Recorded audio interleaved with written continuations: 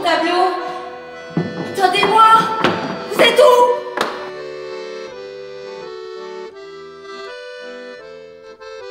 Vous êtes ma vie, mon pays. Dès mon premier souffle, j'ai respiré l'odeur des salines, des sardines. Bah alors, vous étiez où? Pourquoi vous m'avez pas attendu? Je suis quoi, moi, sans vous?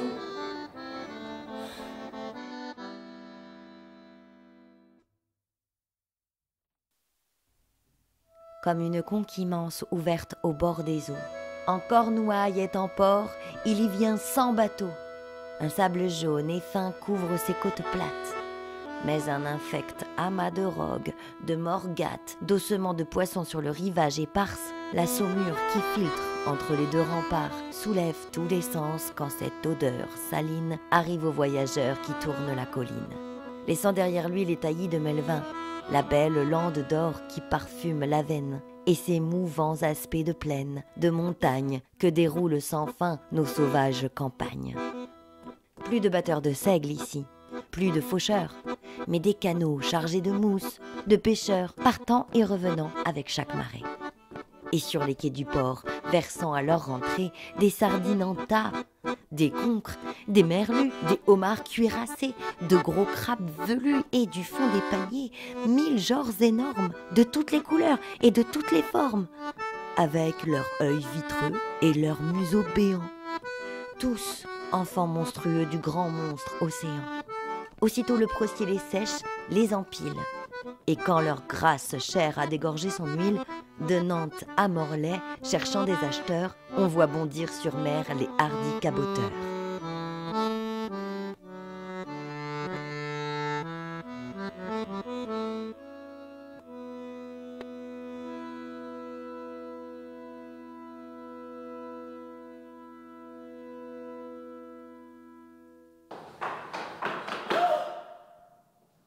L'encou. La mort.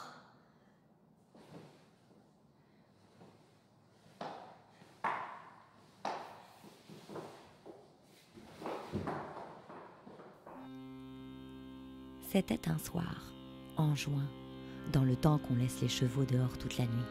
Un homme de Tézélan était allé conduire les siens au pré. Comme il s'en revenait en sifflant, dans la claire nuit, car il y avait grande lune, il entendit venir à l'encontre de lui par le chemin une charrette, dont les cieux mal graissés faisaient. Il ne douta pas que ce ne fût Cariguel en Ankou, la charrette, ou mieux, la brouette de la mort. « Oh, à la bonne heure, se dit-il, je vais donc voir enfin de mes propres yeux cette charrette dont on parle tant. » Et il escalada le fossé où il se cacha dans une touffe de noisetiers. De là, il pouvait voir sans être vu. La charrette approchait. Elle était traînée par 3 chevaux blancs attelés en flèche. 2 hommes l'accompagnaient, tous deux vêtus de noir et coiffés de feutres au large bord. L'un d'eux conduisait par la bride le cheval de tête. L'autre se tenait debout à l'avant du char. Comme le char arrivait en face de la touffe de noisetiers où se dissimulait l'homme, l'essieu eut un craquement sec. « Arrête !» dit l'homme de la voiture à celui qui menait les chevaux. Celui-ci cria « Ouh !» et tout l'équipage fit halte. « La cheville de l'essieu vient de casser, reprit l'Encou. Va couper de quoi faire une neuve à la touffe de noisetiers que voici. » Oh, mais je suis perdu, pensa l'homme qui déplorait bien fort en ce moment son indiscrète curiosité. Il n'en fut cependant pas puni sur le champ. Le charretier coupa une branche, la tailla, l'introduisit dans l'essieu, et, cela fait, les chevaux se remirent en marche. L'homme put rentrer chez lui sain et sauf. Mais vers le matin, une fièvre inconnue le prit, et, le jour suivant, on l'enterrait.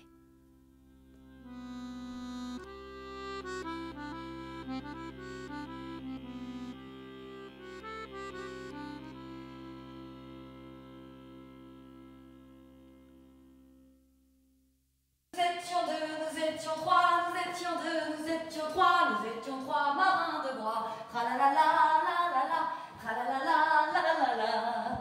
Nous nous roulions l'esprit dans la profusion de ces splendeurs. Nous en répaissions nos yeux, nous en écartions les narines, nous en ouvrions les oreilles. Quelque chose de la vie, des éléments émanant d'eux-mêmes, sous l'attraction de nos regards, arrivait jusqu'à nous, s'y assimilant, faisait que nous les comprenions dans un rapport moins éloigné, que nous les sentions plus avant, grâce à cette union plus complexe. À force de nous en pénétrer, d'y entrer, nous devenions nature aussi. Nous sentions qu'elle gagnait sur nous et nous en avions une joie démesurée. Nous aurions voulu nous y perdre, être pris par elle ou l'emporter en nous.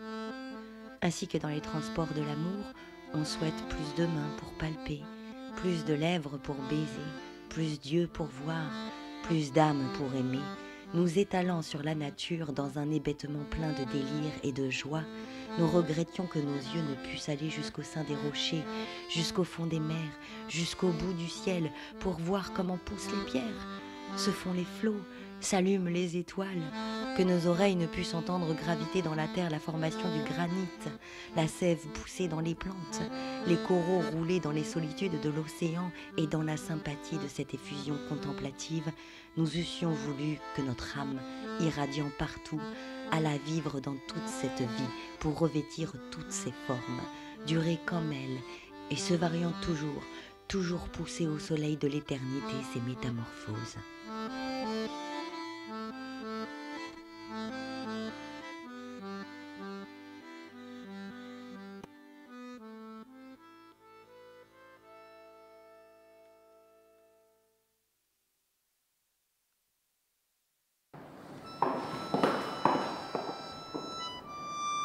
Bah alors, mignonne, on aurait voulu s'occuper des bêtes.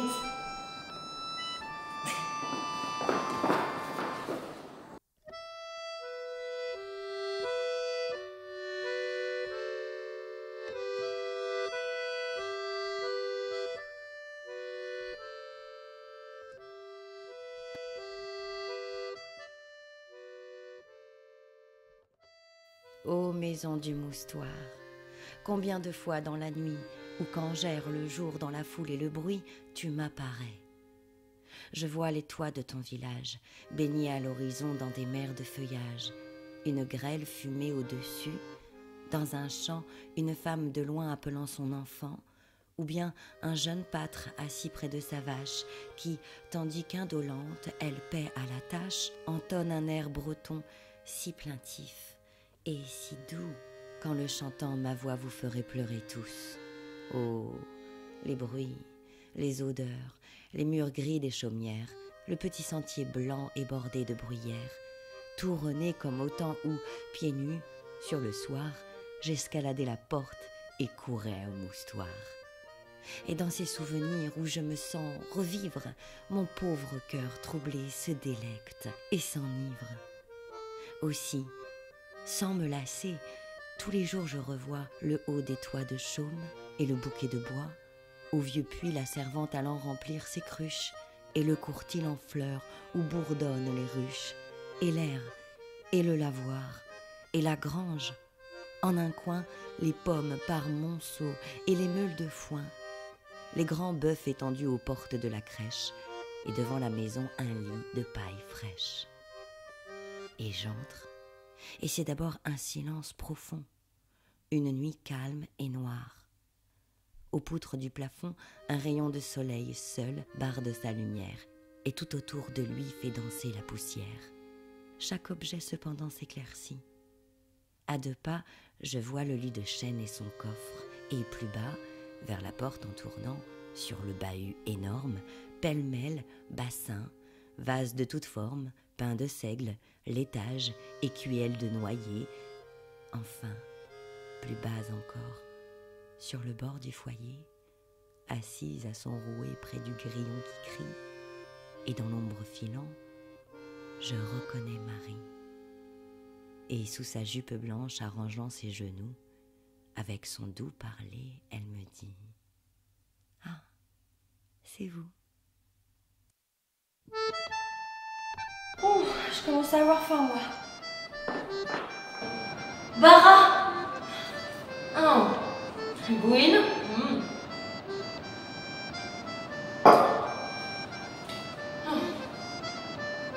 Me na meus mor seredet, var l'er arc'hant na gaour. Skeut va labour meus bevet, gant va zud nozi paour. A gonzri talantan, gouan goude kouan, gant mar vaillou a kan, ni an koaz on fouan. Moi, je n'ai jamais couru après l'argent et l'or. À l'ombre de mon travail, j'ai vécu avec mes parents dans leur pauvre maison. Et nous trois, auprès du feu, en hiver après le souper, avec des contes et du chant, on oubliait notre peine.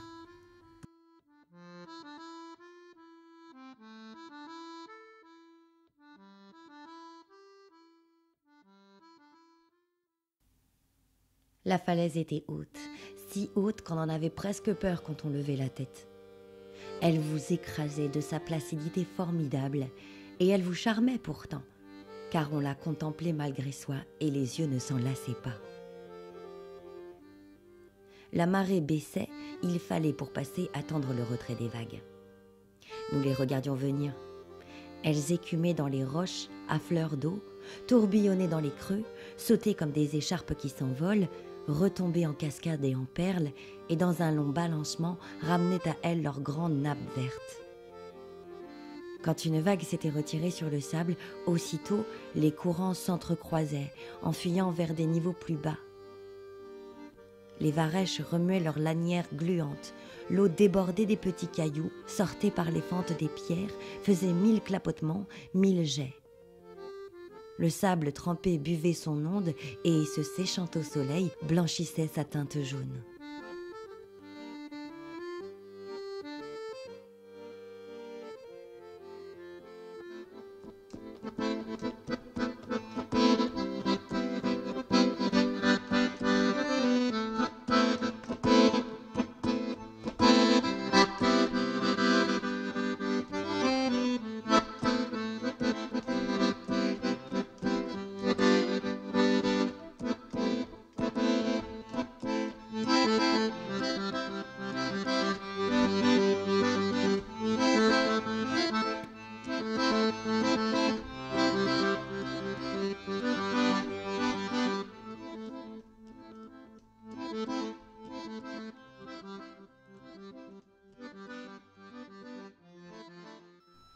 Barque échouée au bord des rivages bretons. J'ai désappris les sorts de mes jeunes sillages et laissé sur mes flancs se nouer en feston vos scalpes souillées d'écume, ô goémons des plages.